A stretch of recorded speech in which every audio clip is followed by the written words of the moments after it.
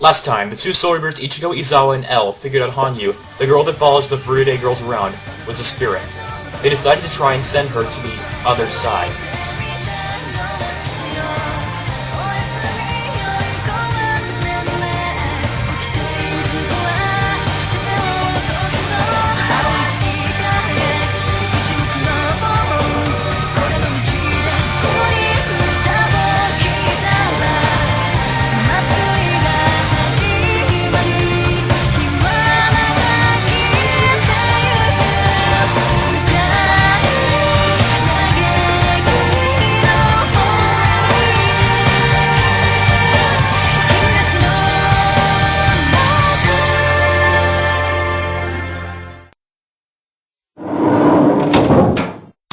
Okay, we're all secure. Good. A few more days. I know. The twins stared at each other for a minute before the two younger girls came into the room. Come to bed, you two. Especially you, Rikku. The girls headed to their bedroom. Hanyuu, who couldn't sleep despite her senses being connected to Rika's, sat next to Rika. She knew the girl needed her support when it was her, for all she knew, final days alive. Rika waited until Satoko had fallen asleep until she tried talking to Hanyuu. Hanyuu, did you notice something strange about that girl? Yeah, she could see me. It was the first time anyone besides me, Rikku, and Tsukiko had been able to see you. Soon Rika had fallen asleep. Just what Ichigo and Elle had been waiting for. They slowly crept inside. How did they find the girl's house, you ask? Fast bit! Oh, where'd they go? They moved pretty quickly. I think the older ones were ninjas. Oh, how are we gonna find them now? Why don't we ask around? Oh, right. I forgot about that. Hey, let's ask that lady over there. Excuse me. Yes? Did you happen to see 4 girls come by here? As Ichigo explained, the woman stared at her. Well, I've seen 3 of the 4. They're the Furude sisters. They live near the shrines. As far as the purple-haired girl, I don't think I've seen her before. Oh, well, thanks. That was too easy. That's because the writer's being lazy. Back to the present moment! Ichigo and Elle crept through the house searching for Hanyuu. Little did they know, Rikku was still awake and listening to every move they made. Thank goodness they never bothered to fix the creaky floorboards. They had found where Hanyuu was. The girl was sitting on the windowsill staring out the window. She seemed oblivious to the fact that 2 Soul Reapers were about to send her away. The two slowly crept towards her. When they reached halfway across the room, Hanyuu turned her head. Just so you know, it won't work. Eh? Sending me to the Soul Society. Many Soul Reapers have tried it over the centuries. It never works. Oh yeah? Let's see then.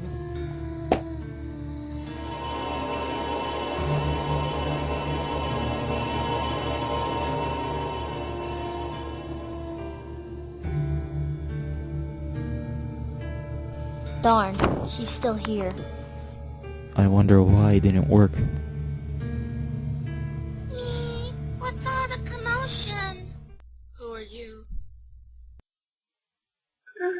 Rika-chan.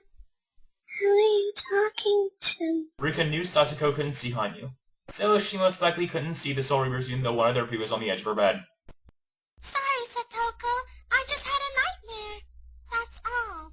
Go back to sleep. Oh. Ichigo and Elle headed out of the room and towards the door, where Rikku was standing to greet them. Who the hell are you guys? I'm Ichigo Izawa, and this is Elle. We're Soul Reapers. You were never here before. Excuse me? You were never in this cycle before. What cycle? Nothing at all. Come on, Rikku. Let's let these guys go on their way. No. Tell us what you're talking about. Yes. Maybe we can help you. Do you think you can overthrow our fate? Maybe if you let us. If she lets you mean? If she doesn't turn you into our enemies? Or let them loose? What are you talking about? Nothing that concerns you. Really. Come on, Rikku, let's go to bed. No! Ne-chan. Please! Help Rika. We can't help you unless you tell us what it is you know. Come on, tell us already. After Rikku had explained everything, Ichigo and Elle just stared at her, unable to decide whether to believe her or not. I knew you two wouldn't believe me. Oh well. I guess it was worth a try. Come on, Tsukiko. Let's go to bed. No, wait. We'll help you. You will? It's the Soul Reaper's duty to help the innocent when they're in distress. You may die in the process. Elle. I've already decided. I'm staying, Ichigo. Thank you. Rikku and Tsukiko headed to bed, while Elle and Ichigo walked back to wherever they were staying. As they were walking, Ichigo kept glancing at Elle. Finally, they both stopped. What's on your mind, Ichigo? Promise me you won't get killed. What? Promise me! Fine. I'll do my best. But you know... Ichigo had silenced Elle by kissing him. Once they separated, Elle stared in shock at Ichigo. Ichigo was smiling in satisfaction. They both continued walking. The next day, Rikku, Tsukiko, Rika, Kiriko, and Satoko were walking around town, the twins searching for the two that had promised to protect Rika the previous night. Rikku, where are we going? Just be quiet. Why don't you ask someone where those two are staying? Because that would be too easy. Stop talking to yourself, Rikku! What if I don't want to? Now why would 6 pretty young ladies be wandering around town by themselves? Rikku stared at the band sitting outside the bar they were passing. She didn't like the way his eyes were red. Creeped her out. She didn't know why. Tsukiko, however, knew exactly why. So, he's got one, huh?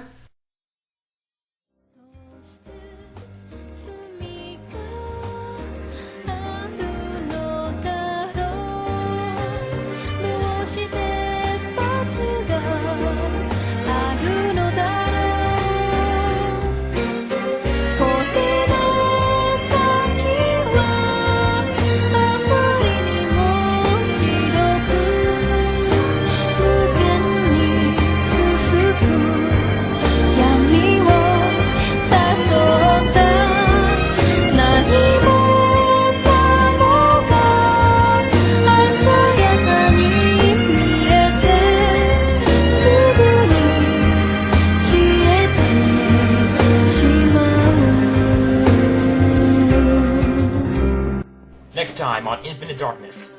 There are a lot of new people coming into town lately, isn't there? And how exactly do Ichigo and Elle know one of the men? And why is Ichigo so hostile towards them? Listen to the next one! Oh! Or the great Satoko Houjou will booby trap your house! Satoko Houjou. Hey!